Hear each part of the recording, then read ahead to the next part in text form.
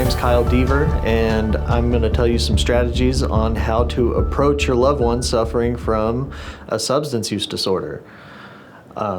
Strategy number one is, if your life is not in order, don't sign up to try to put their life in order.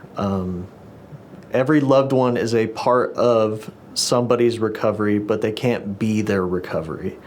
So it's good to step back a little bit and let other people intervene in the right kind of treatment for what they need. Get yourself in a good place. Two people that are struggling with whatever's going on in their life can't make each other well. So it's good to have that approach, to have some boundaries with your loved one, that you can't provide for them what you can't keep yourself. The next is advocate resources. Is you want to give them the options that they have available to them and not keep doing the same things over and over again. It's important to tell them that there are resources for them to help, like the first step of detoxing. At Northwest Texas Hospital, we have great detoxing resources, and from there is we can get them to that next step of inpatient treatment, outpatient treatment, a therapist, medication. Is all treatment has to start from the beginning. And first thing is first is how to keep your loved one as safe as possible. Don't get caught up on trying to fix your loved one. A lot of times is your loved one just wants to be heard, and if they don't know what to do and you don't know what to do, sometimes that can cause a lot of problems. Sometimes it's just advocating that if you don't know what to do for your loved one, contact a professional, contact somebody special, contact somebody that's outside of the situation that can maybe provide a better perspective on what everybody is going through. And the next is go through it with them. Sometimes a lot of fear keeps people from moving on to the next phase. Change is hard for everyone, and even if they know they need to change, sometimes it's easier to change with somebody than think that they're going through it all by themselves. So it's important to go to a newcomer's night at a support group with your loved one. Show them that you are involved, but you're not there to work the recovery for them. You always have to make it their choice to get better or not. That they're not getting better just for your happiness, but truly getting better because it's what they want to do.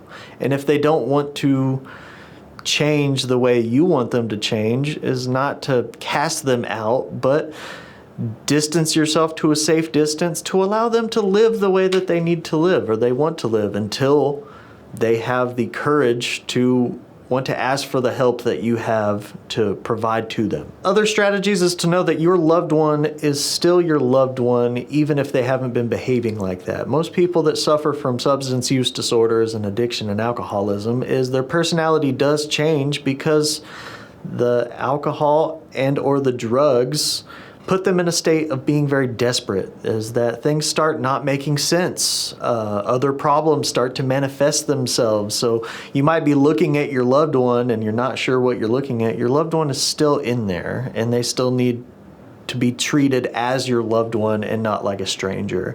It's good for your loved one to know that you still believe in them, but you have to draw boundaries with their behavior. Knowing that their disease is not them, but they have a condition that needs to be treated before anything else can move forward. Any ailment that goes untreated only progresses to get worse. So being that strong advocate to tell them that there is help available and where to get that help, and anytime they're ready, that you're ready, but not trying to force them into doing anything that they don't want to do. So that way you're not wasting your time and you're not wasting their time. It is important to just let them know or let them begin treatment with where they're willing to begin treatment. If they want to try outpatient first, and if that doesn't work out, then go to other options. But it all has to begin with the want to, is knowing that that you are willing to go through it with them and that they're willing to make some commitments or at least make some good effort in change. This stuff doesn't happen overnight, and this is a lifelong process that it takes.